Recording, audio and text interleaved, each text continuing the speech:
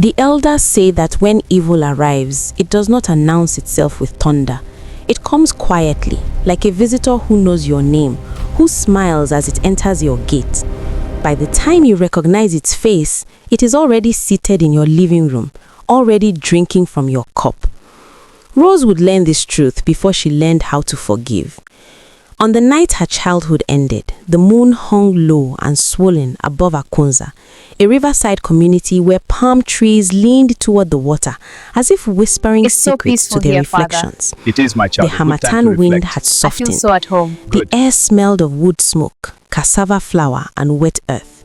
It was a night like many others, dear. ordinary, Thank you, Mama. harmless, It smells forgettable. wonderful. Rose was 17. She had just finished washing her mother's cooking pots when her father called her name from the veranda. His voice carried warmth, the kind that made a person feel safe without thinking about why. "Rose," he said, "come and sit. Your mother is bringing the soup." She wiped her hands on her wrapper and stepped outside. The kerosene lamp flickered, casting long shadows across the mud walls. Somewhere nearby, a radio played an old high life song, its melody drifting lazily through the compound. Rose sat on the wooden stool beside her father and leaned her head against his arm. Her father, Panoye, was a tall man with a soft laugh and eyes that never hurried. He worked as a clerk in the local council office, poorly paid but respected. People trusted him because he did not speak much, and when he did, his words carried weight. Her mother, Mai Funana, came out with the soup bowl, humming under her breath. She was beautiful in the way women become beautiful after hardship. Her strength etched into her posture, her kindness worn like a crown. They ate together. They talked about small things, about the price of rice, about the coming rains, about Rose's stubborn refusal to marry early, and her insistence on finishing school. "You will leave this village one day," her mother said, smiling. "You will see the world and forget us." Rose laughed. "I will leave," she said, "but I will never forget." Those were the last ordinary words she would speak as a child. It began with dogs barking. At first, it sounded distant, an irritation rather than a warning. Then came the sharp crack of something breaking, followed by shouting. Not drunken shouting, not festive noise. This was different. This was fear finding its voice. Panoye stood, his body stiffened. "Go inside," he told Rose quietly. Before she could move, the first gunshot tore through the night. The sound was unnatural in Akonza, too loud, too final. Screams followed, footsteps, more shouting. The radio next door fell silent. Mai Funaya dropped the soup bowl. It shattered, spilling red palm oil across the earth like blood. "Jesus," she whispered. They ran. Rose remembers fragments, not a clean sequence. Memory, when wounded, becomes a broken mirror.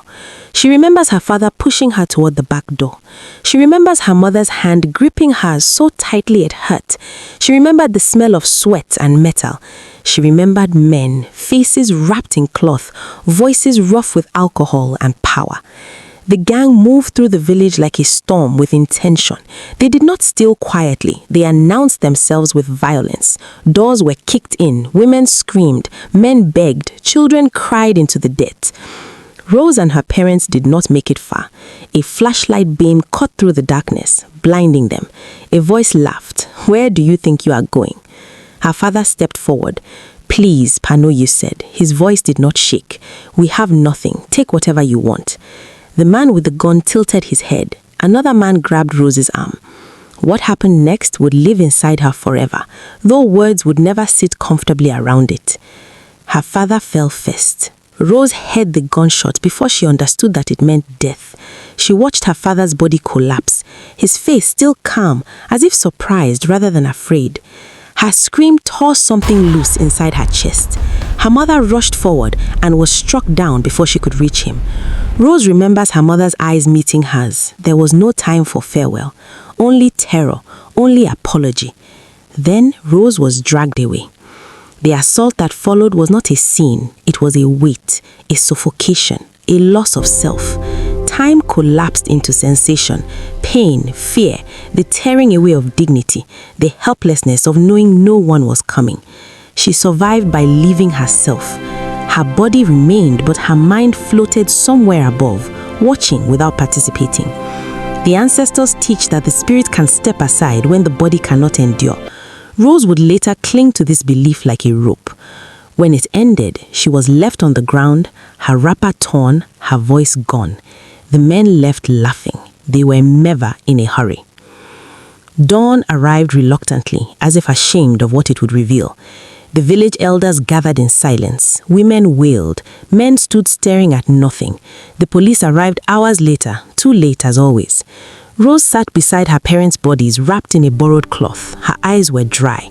Something inside her had frozen. An officer asked her questions she did not answer. Another shook his head and muttered something about unknown gunmen. The bodies were taken away, statements were written, promises were made, nothing happened. The criminals vanished into the bush, into the city, into the arms of people more powerful than the dead. Names were whispered of politicians, businessmen, officers who looked away. Justice did not come to Akonza.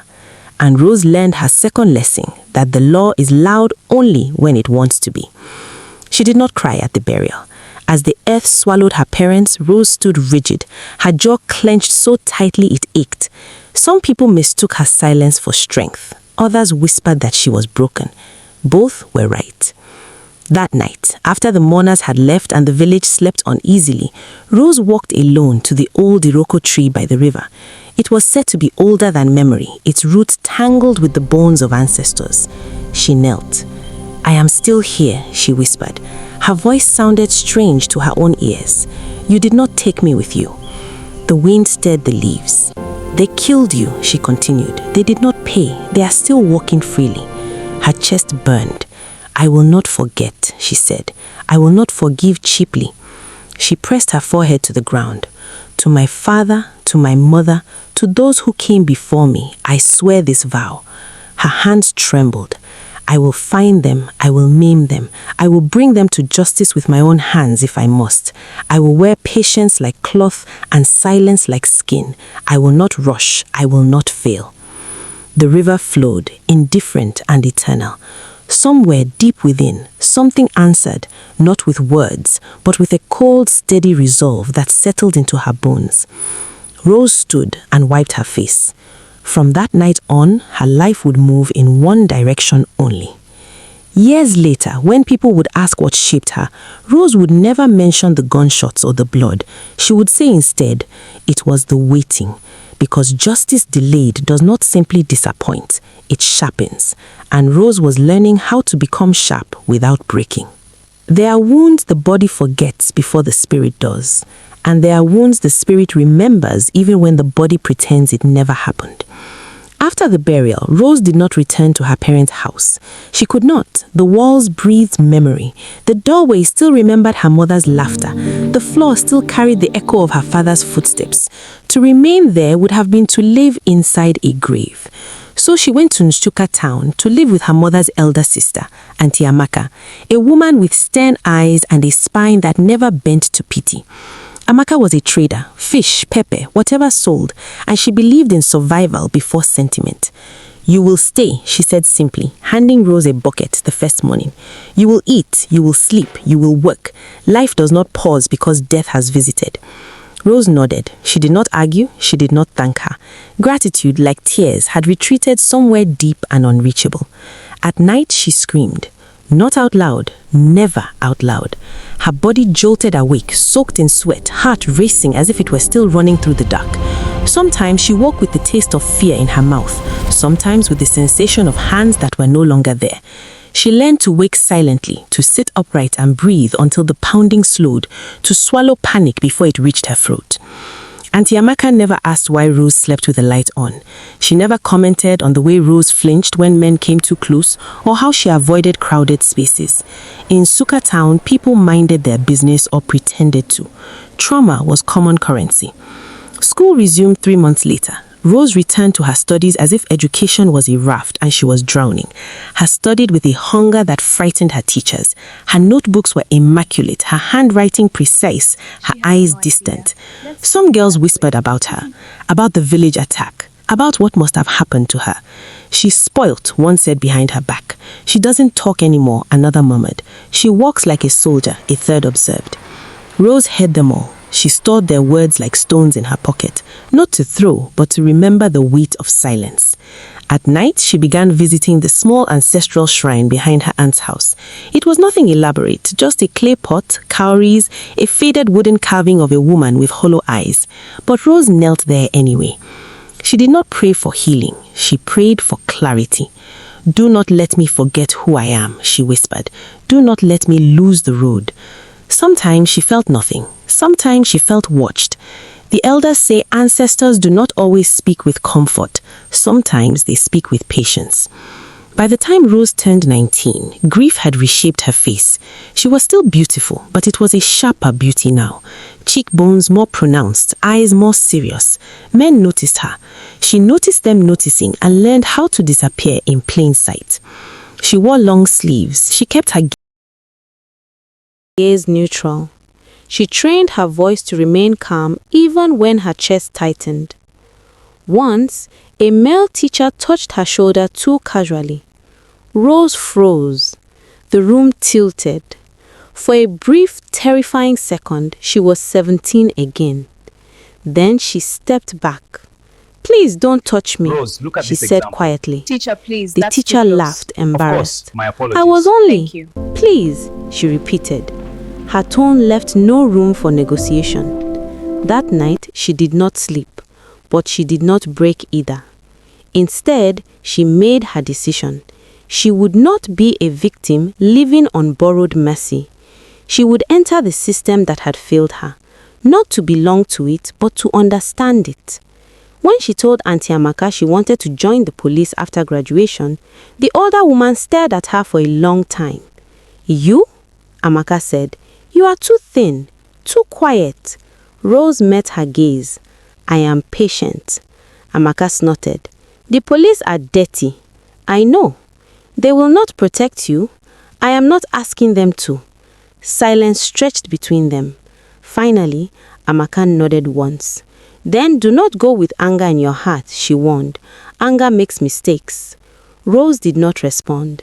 She had learned to carry anger the way some women carry water. Balanced, contained, never spilling unless intended. Training was hell. There is no other honest word for it. The police academy stripped away illusion quickly. The days were long, the drills unforgiving. Male recruits laughed when Rose struggled with obstacle courses. Some instructors assumed she would quit. One did not hide his contempt. "Why are you here?" he asked one afternoon as she gasped for breath. Rose straightened. "To serve." He scoffed. "Women like you come for uniform and attention." Rose said nothing. She ran harder. She fell, she bled, she rose. At night, her muscles screamed. Her nightmares returned with new faces layered over old ones. But every morning she woke and dressed in silence. Discipline became her refuge.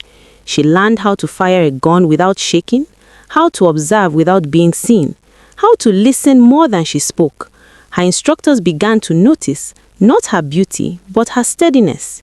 "She does not rush," one remarked. "She thinks," said another.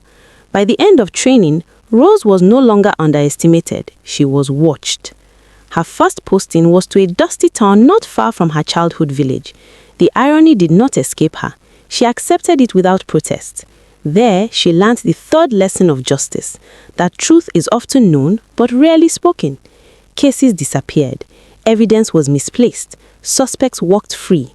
Money passed quietly between hands that shook with practiced ease. Rose observed. She did her work cleanly. She did not take bribes. She did not announce her principles. She simply refused to bend. Some officers resented her. Others respected her quietly. One night, after refusing a payoff, an older officer pulled her aside. "You are brave or foolish." Rose looked at him. "Which one are you?" He laughed bitterly. In moments of doubt, Rose returned to the shrine in her mind, to the vow beneath the Iroko tree, to the promise that had shaped her spine. 10 years would pass like this. 10 years of learning, 10 years of waiting, 10 years of justice circling its prey slowly. And somewhere, unseen, the man who had destroyed her life was also waiting, patient, careful, wearing another face entirely. But Rose did not know that yet. For now, she was becoming something her younger self had needed, but never had. A woman who could stand between evil and the vulnerable and not look away.